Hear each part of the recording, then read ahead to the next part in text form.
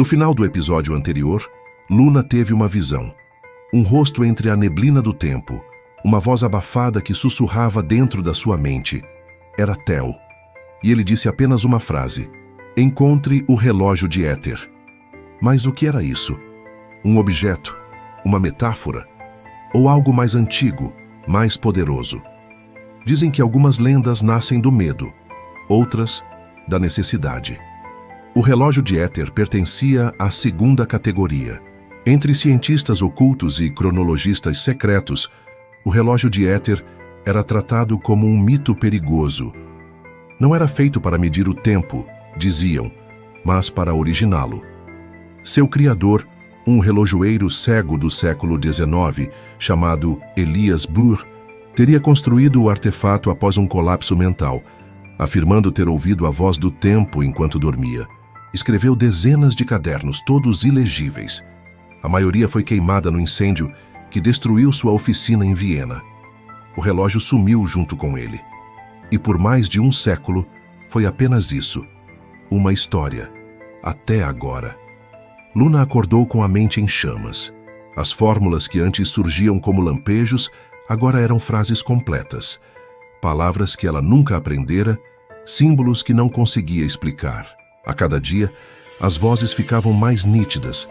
Algumas antigas, outras futuras.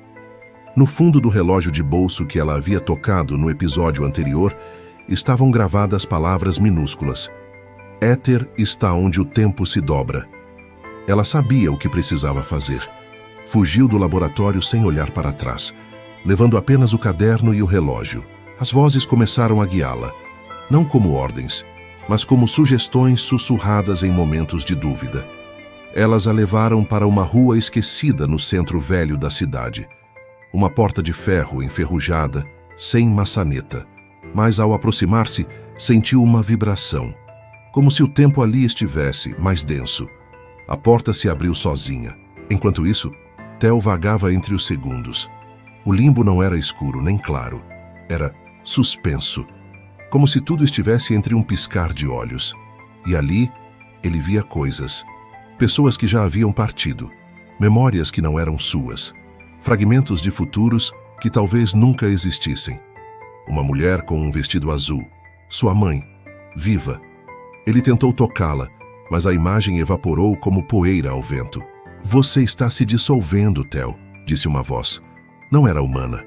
Era como se o próprio tempo falasse com ele. Ou volta, ou se torna parte de mim para sempre. Ele precisava sair, mas não sabia como. Não dali.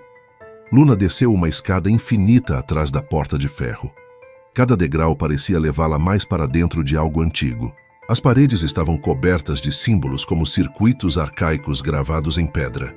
Ao fim da escada, encontrou uma biblioteca. Não havia janelas, nenhuma lâmpada, e mesmo assim, via tudo perfeitamente. Um homem aguardava, idoso, mas sem idade.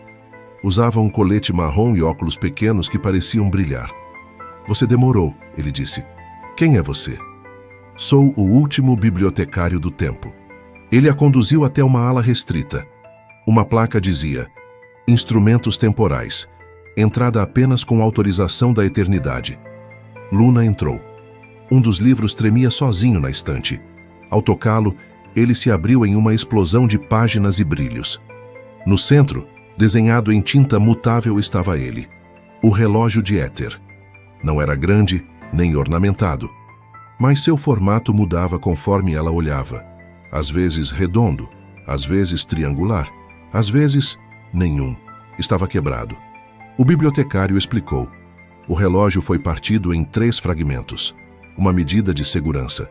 Os guardiões do tempo temiam que, se montado novamente, pudesse reescrever a linha temporal inteira. Por isso esconderam cada peça em um local onde o tempo não fluía normalmente. A primeira peça está em um convento abandonado, ele disse. Entre 3 e 1 da madrugada, o tempo lá se recusa a passar. Luna chegou ao convento na noite seguinte. Era uma construção coberta de trepadeiras e esquecimento. Certa vez, foi um lugar de paz.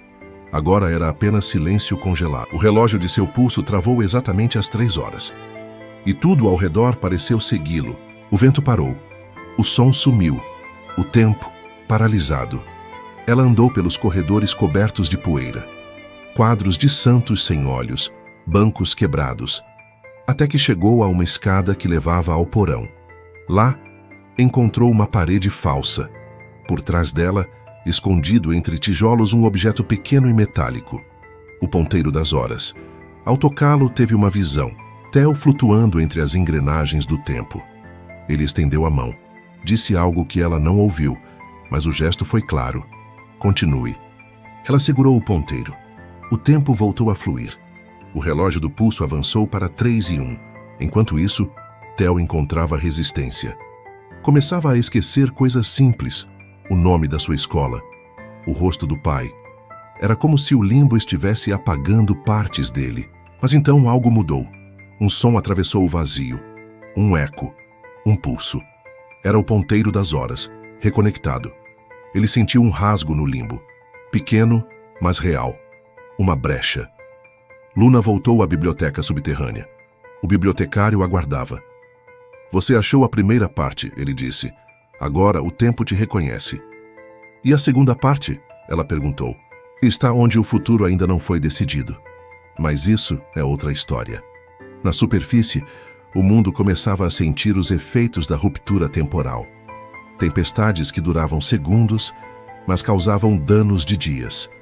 Pessoas que acordavam com memórias de vidas que nunca viveram. E todas as anomalias tinham algo em comum.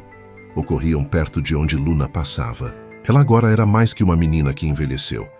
Era um ponto de tensão na linha do tempo, um nó.